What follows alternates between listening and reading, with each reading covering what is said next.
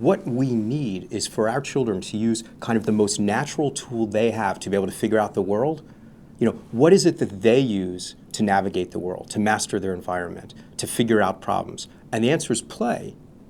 The American Academy of Pediatrics made a decision to stand in defense of play, and you have to ask why. It seems like such a natural, obvious thing that children should be playing. It stumps parents when I ask them, tell me about your children's play. And the first thing they want to talk about is, they organize soccer and they organize baseball and, all that stuff. And I said, that's not what I'm talking about. He said, well, he likes to play video games. I said, that's not what I'm talking about.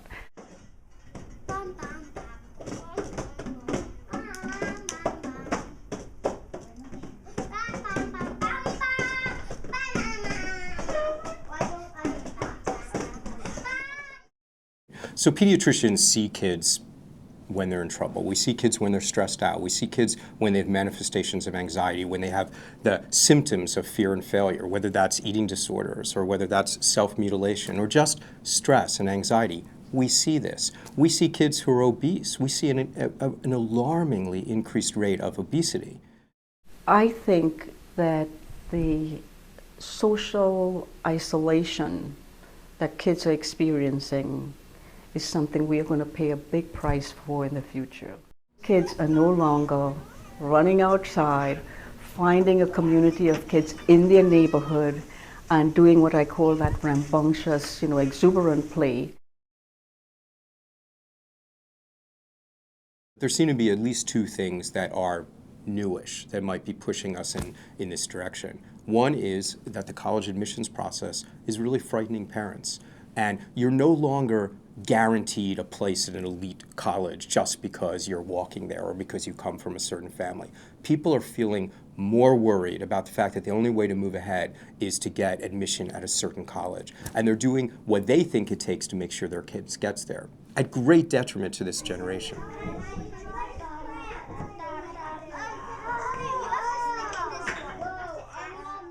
What you come upon is that there might be some good play through maybe the age 3, age 4, but once they start getting into pre-K, kindergarten, it's literacy, numeracy.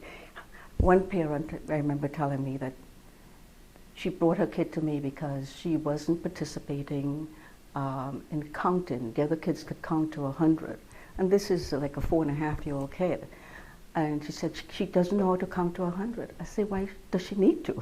I mean, what is she going to do with this information, at that age?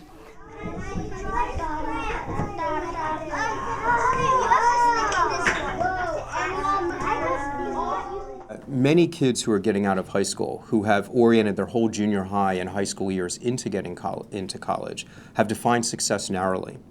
And what they've been looking for is numbers and good grades and the right extracurricular activities.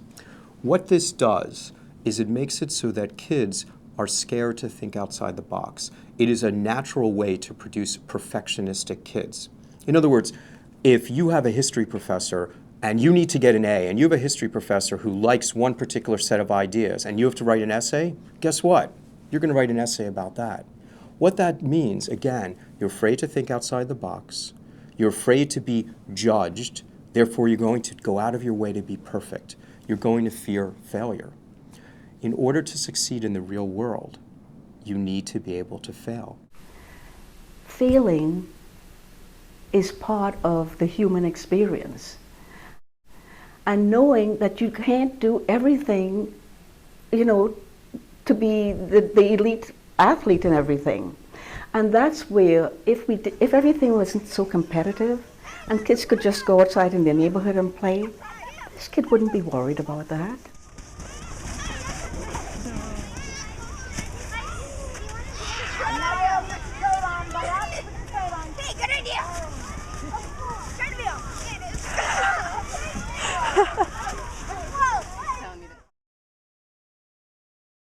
We are tiring the brain out by what we are doing to kids nowadays in school.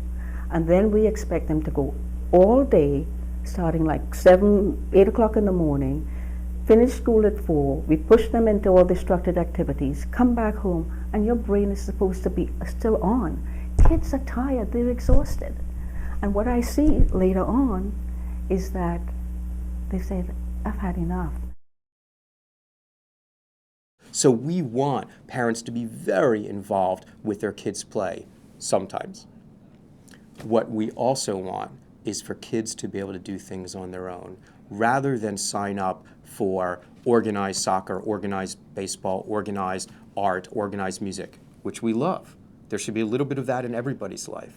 But we want some free time for kids just to choose to do whatever they want to do, so they can create their own fantasy world, choose their own friends, exercise their own bodies. You would get more cooperation, you would get more empathy, you will get conflict. That's part of the human condition. But it would be amazing if we leave the kids alone and step back, only go in if it's necessary, to see how they will learn the conflict resolution. I think the other issue gets back to the fact that there's a professionalization of parenthood.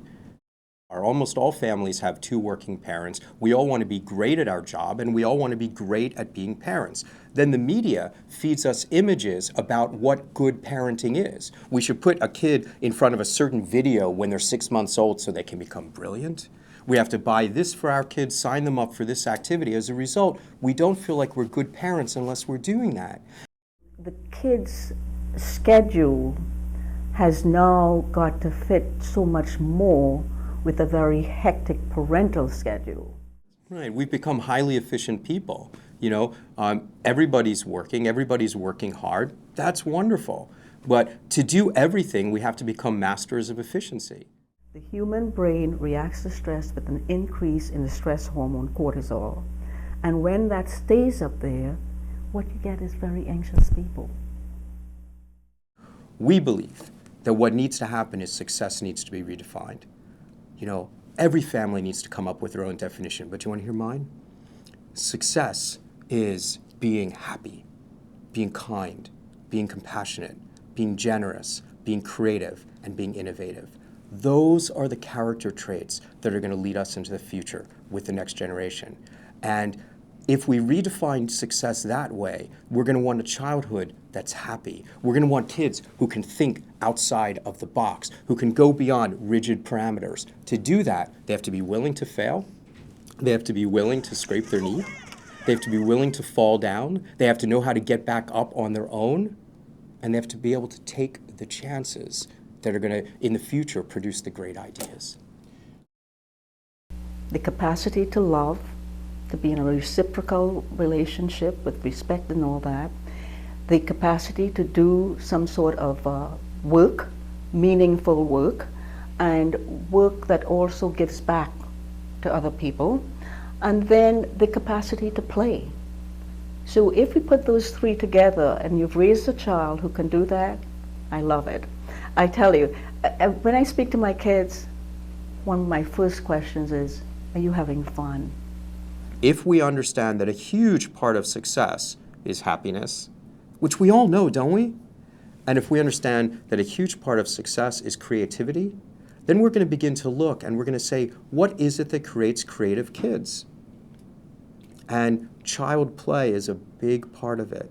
Being able to fall down and get up yourself is a big part of it. Being willing to fail sometimes so that you can figure out how to do better next time is a big part of not being afraid of creativity. We want to have a child who is able to handle all the trials, tribulations, the joys of life, because that's what life is. Life is not one thing. And you will have anxiety, but can that child cope with that anxiety? So that you don't want to go around protecting your child from everything, but you want to be able to help them with the tools to handle things as they come along, and they will come along. And if a child has had play and joyfulness as part of their lives, then I think that provides a repository, sort of a bank of some emotional goodies to help you through when the tough times come.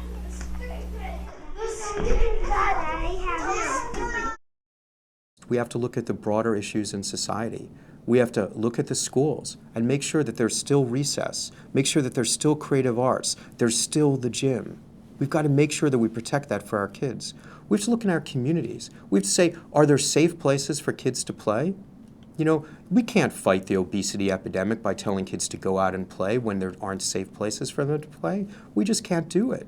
So I think there has to be some really active efforts to try to build community. You've got to build community.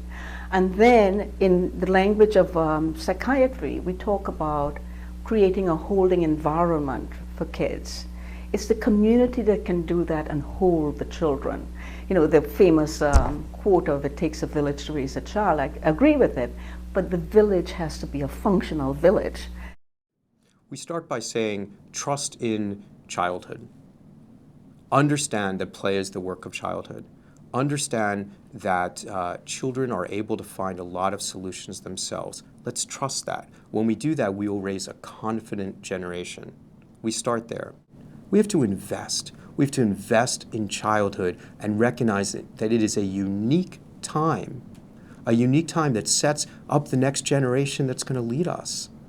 We have to invest.